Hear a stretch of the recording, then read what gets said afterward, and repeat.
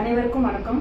இப்போ சோஷியல் மீடியாவில் வந்து பயங்கர ஒரு ட்ரோலாக போயிட்டு இருக்குங்க. அதாவது என்னன்னா, நான் வீட்டில் வந்துட்டு அதிகாரிகளை உட்கார வச்சு, நான் ஒரு பெரிய சோஃபாவில் உட்காந்துட்டு பிளாஸ்டிக் ஷேரில் வந்து உட்கார வச்சு அதிகாரிகளுக்கு வந்து ஒரு அவமரியாதை பண்ண மாதிரியும், அந்த மாதிரி வந்து நான் ஒரு எம்எல்ஏவாக ஆயிட்டு எங்களோட கட்சி பேரையும் எங்களோட தளபதியோட பேரையும் வந்து நான் கெடுக்கிற மாதிரி வந்து நிறைய பேர் ட்ரோல் பண்ணிட்டு இருக்காங்க.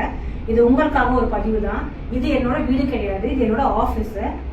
நான் முன்ன எல்லாருக்கும் தெரியும், நான் ஒரு ஜோதிடராக இருந்தேன் அப்படின்னு சொல்லிட்டு, அஸ்ட்ராலஜர் அப்படிங்கிறது எல்லாருக்கும் தெரியும்.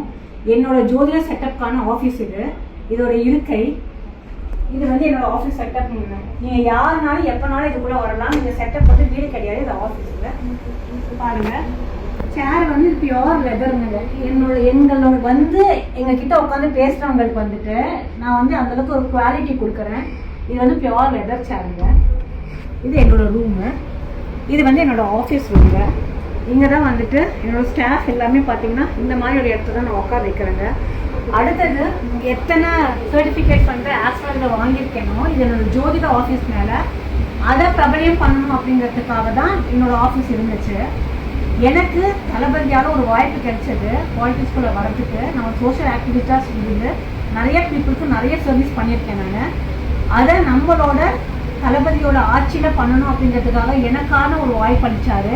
அந்த வாய்ப்புக்கான இதுதான் இப்போ உட்காந்துட்டு இருக்கேன். நிறைய பேர் வந்து இவங்க எம்எல்ஏ ஆகிட்டாங்க, பெரிய கிரெடிட் பெரிய கிரேடில் உட்காந்துருக்காங்க அப்படின்னு சொல்லிட்டுலாம் நிறைய மெசேஜஸ் வருது.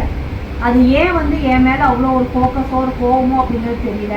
இல்லை ஒரு பெண் வந்து வெளிப்படையாக வெளியில் வந்து ஷைனாகர் வந்து மக்களுக்கு பிடிக்கலையா அப்படிங்கிறது தெரியல. அதுக்காக தான் இந்த பதிவை போடுறேங்க. இது எல்லாமே என்னோட ஆஃபீஸ் செட்டப்பு. நான் யாரையும் வந்துட்டு எந்த அதிகாரியும் வீட்டுக்கு கூப்பிட்டு என்கரேஜ் பண்ணுறதும் கிடையாது. ஏன்னா எனக்கும் வந்துட்டு அரசியல் நாகரிகம் என்ன அப்படிங்கிறது தெரியும்.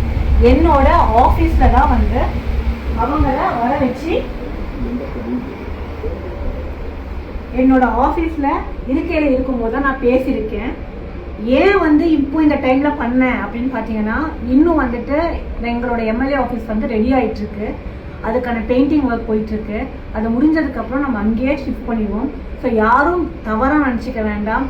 மக்களுக்காக மட்டும்தான் இந்த இடத்துக்கு வந்திருக்கேன். மக்களுக்காக மட்டும்தான் வந்து சட்டமன்ற ஒரு வேட்பாளராக எனக்கு ஒரு தளபதி ஒரு வாய்ப்புகள் கொடுத்தாருங்க. அதனால் அவருக்கு எந்த மாதிரியான ஒரு பேர் பங்கம் வரத்துக்கு வந்து நான் விட மாட்டேன். தயவுசெய்து ஒரு காமன் பீப்புள் நீங்கள் பார்த்துட்டு இருக்கிறதுக்கு உங்களுக்கு என்ன அப்படிங்கிறது புரியும் நினைக்கிறேங்க. அதுக்காக போகக்கூடிய பதிவு தான். நன்றி, வணக்கம். தவிர்க்க முடியாத தம்ப்நெயில்ஸ், கலக்கலான கண்டென்ட்ஸ், சினிமாவும் சீரியஸ் பிரச்சனைகளும், பல வருடங்கள் இடைவெளிக்கு பிறகு இந்த படத்துல ஒரு கலகலப்பும் கைகலப்பும். Me too, love you. Thank you so much. அவர்களை மாஸ் ஏத்துறது இல்ல. போயிட்டே தான் இருக்காரே தவிர பிரேக்கே இல்லாமல் பிரேக்கிங் நியூஸ் சொல்லும் தந்தி டிவி ஆப். இன்ஸ்டா தலைமுறை வரை இறங்கி அடிக்கும் தந்தி டிவியின் டிஜிட்டல் எக்ஸ்க்ளூசிவ். அது தண்ணிக்குள்ள போகும்போது ஹேங் ஆயிடுச்சு. உங்களுக்கு விஜய் சார் எந்த அளவுக்கு ரொம்ப பிடிக்கும்? Of course, Malayalis are huge Vijay sir fans. ரெண்டு பேருமே ரொம்ப பிடிக்கும் எனக்கு. தந்தி டிவி ஆப்பை இலவசமா டவுன்லோட் செய்யுங்க. ஃபாலோ பண்ணுங்க, சப்ஸ்கிரைப் பண்ணுங்க, என்ஜாய் பண்ணுங்க.